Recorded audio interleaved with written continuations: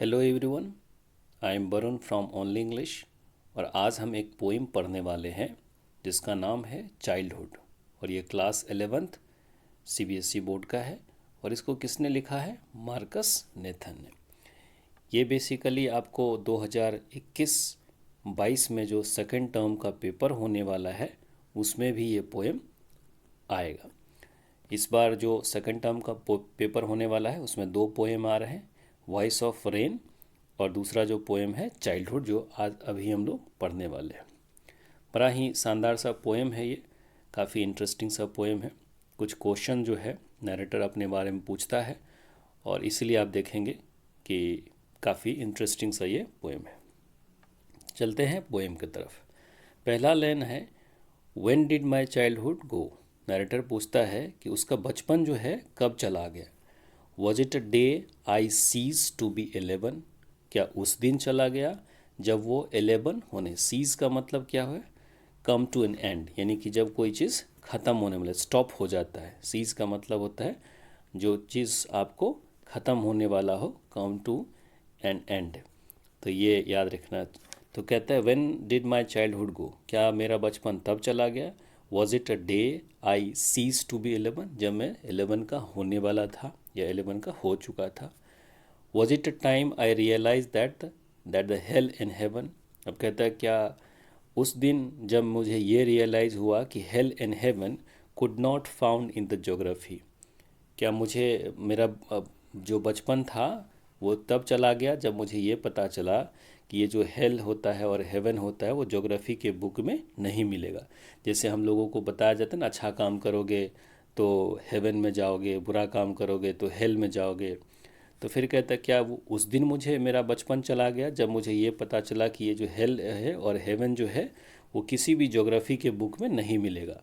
बाकी जितने भी आपको फिजिकल एट्रीब्यूट्स होते हैं वो आपको ज्योग्राफी के बुक में मिल जाता है, लेकिन ये जो चीज़ है ये आपको नहीं मिल रहा है। तो इसीलिए कह रहा है कि क्या तब जब मुझे ये पता चला कि ये दोनों चीज़ ज्योग्राफी के बुक में नहीं मिलेगा।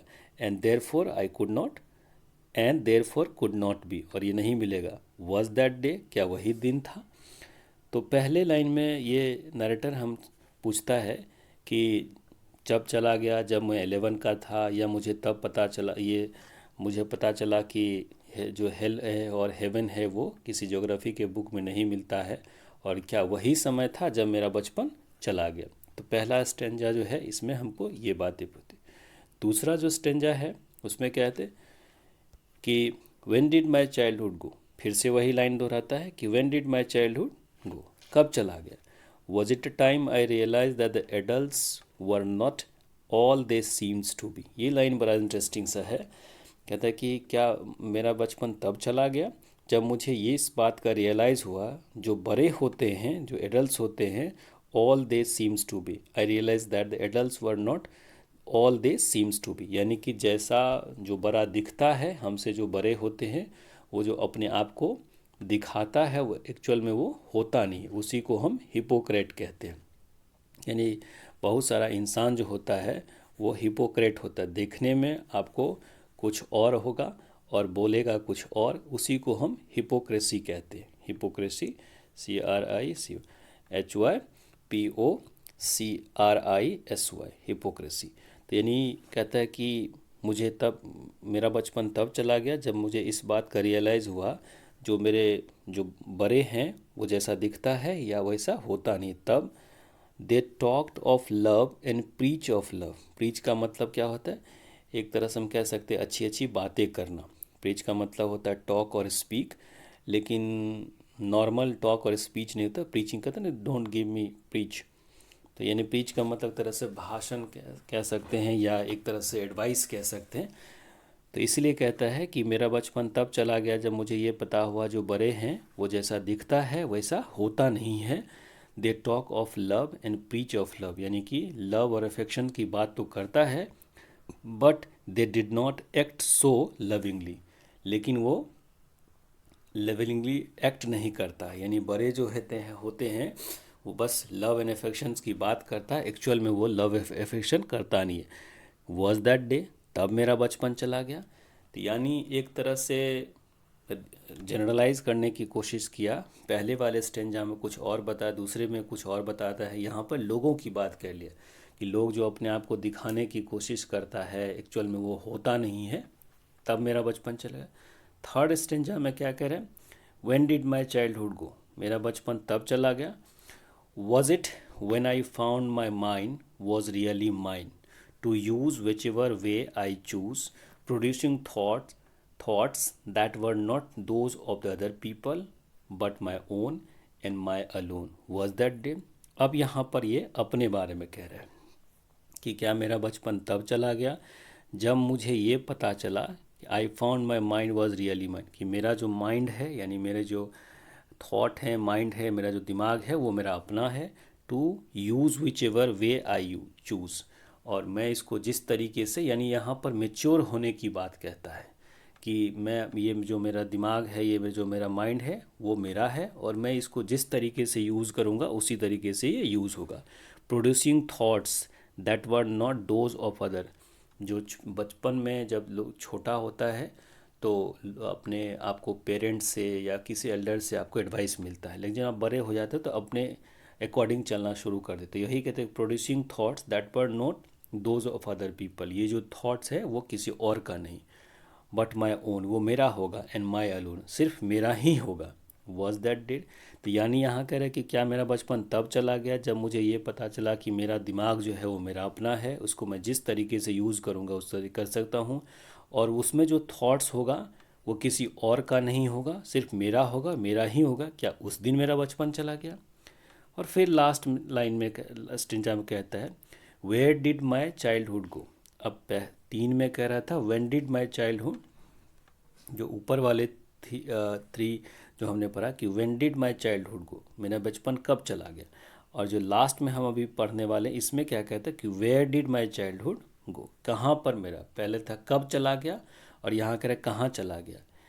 It went to some forgotten place, कहता है वो किसी ऐसे जगह पे चला गया, फॉरगेटन प्लेस जो भूला जगह है जहाँ पर कोई जाता नहीं है, ऐसे जगह जिसको कि हम याद नहीं कर सकते, यानी कि जो भूला हुआ जगह है वहाँ चला गया। That hidden in the infant face, infant किसको कहते हैं, बच्चों के फेस, यानी कहता है कि मेरा जो बचपन है वो ऐसे जगह चला गया जिसको हम भूल गए हैं, और वो जा कर के छुप गया है कहाँ पर, एक इन्फेंट के, एक बच्चों के फेस में। दैट्स ऑल आई नो, कहते यही बात मैं जान पाया हूँ। तो यानी ऊपर वाले लाइन में पहला जो है, सबसे पहला जो हम लोग पढ़े थे पहला लाइन में, वहाँ पर कहता है कि कब चला गया मेरा बचपन, जब मैं 11 का हुआ था तब, या जब मुझे ये पता चला कि हेल और हेवन जो है किसी ज्योग्राफी के बुक में नहीं मिलता है, जो मुझे हम लोगों को बताया जाता है बचपन में कि स्वर्ग यहाँ है नरक है, वो किसी ज्योग्राफी के बुक में नहीं मिलता है, तब मेरा बचपन चला गया। फिर दूसरे में कहता है कि मेरा बचपन तब चला गया जब मुझे इस बात का रियलाइज़ हुआ कि जो लोग होते हैं वो देखने के लिए कुछ और होते हैं और बताता कुछ और है, कि क्या मेरा बचपन तब चला गया। या फिर थर्ड लाइन में कहता है कि मेरा बचपन तब चला गया जब मुझे ये पता चला, यानी मेच्योरिटी होने की बात करता है कि जब मेरा दिमाग मेरा है, अपना थॉट है और इसमें किसी का भी थॉट नहीं। और फिर लास्ट में कहता है कि कहाँ चला गया, तो शायद ऐसे जगह चले गया, ऐसे भूले हुए जगह पे चला गया और जा कर के किसी बच्चों के फेस में जा कर के छुप गया। That's I all know. तो यही बड़ा सुंदर सा पोएम है जो बार बार पूछा गया कि कहाँ गया कहाँ गया, सॉरी क्या कब गया, और फिर लास्ट में कहता है कहाँ गया। तो इस तरीके से हमारा ये पोएम ख़त्म होता है। अब इसमें देख लेते हैं कि क्या क्या राइमिंग स्कीम है, ठीक, या जो भी पोइट्रिक डिवाइस वगैरह है। तो पहला जो स्टेंजा है उसमें जो हम देख रहे हैं, तो एक line bar bar repeat, when did my childhood गो, ये लाइन यहाँ पर भी है और यह लाइन यहाँ पर भी हम देखने को मिलता है और नीचे भी है। तो इसको जो रिफ्रेन कहा जाता है, वैसे रिफ्रेन का 2 मतलब होता है। रिफ्रेन का मतलब होता है कि आपको एवॉइड डूइंग समथिंग, लेकिन यहाँ रिफ्रेन का पॉइंट के सेंस में होता है a short part of a song और a poem that is repeated और any phrase that is often repeated. ये जो लाइन है बार बार यहाँ रिपीट हुआ, यहाँ रिपीट हुआ और नीचे वाले पोएम, तो इसको हम रिफ्रेन कहते हैं, ठीक। नॉर्मली जो लोग जानता है रिफ्रेन का मतलब होता है एवॉइड समथिंग, ठीक ना, कि आप कोई चीज़ करना, अवॉइड डूइंग समथिंग। लेकिन यहाँ जो पोएटिक डिवाइस के सेंस में है वो है कि कोई भी लाइन या कोई जो फ्रेज रिपीट होता है उसको हम कहते हैं। दूसरा देख रहे हैं कि एनाफोरा देख रहे हैं, बार बार देख रहे हैं एनाफोरा कि वॉज इट, ये जो लाइन है ये बार बार रिपीट हो रहा है, तो एक एनाफोरा हम लोगों को मिल गया इसमें।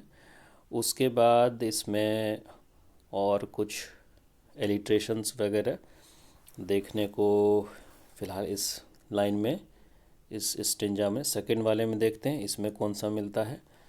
तो इसमें यहाँ देखिए इसमें एलिट्रेशंस मिल गया, दे, यहाँ पर द नहीं, यहाँ पर टी तो है लेकिन टॉक है, और यहाँ पर द है और टॉक है, तो इसमें एलिट्रेशंस नहीं है। देख लेते हैं कहीं और कुछ इसमें मिल जाए एलिट्रेशंस वगैरह, और इसमें एलिट्रेशंस नहीं है। फिर बाकी देख लेते हैं, और थर्ड पैरा में भी देख लेते हैं कहीं पर। तो सेकंड में हम लोग क्या देख रहे हैं कि सेकंड में हम लोगों को इंजॉयमेंट भी देखने को मिल रहा है। इंजॉयमेंट क्या होता है, जैसे देखिए कि was it a time I realise that the adults were not all they seems to be. तो ये इंजॉयमेंट क्या होता है, जब एक लाइन बिना पंक्चुएशंस के नेक्स्ट लाइन में वो रिपीट हो जाता है, तो इसमें हमको इंजॉयमेंट देखने को मिला है। बाकी एलिट्रेशंस नहीं मिल पाए। When did my childhood go, was it, और वॉज इट और व्हेन, तो यहाँ पर एक तरह से हम कह सकते हैं कि एलिट्रेशंस है यहाँ पर, वॉज और व्हेन, डब्लू वो वॉज ऑन रिपीट हो रहा है।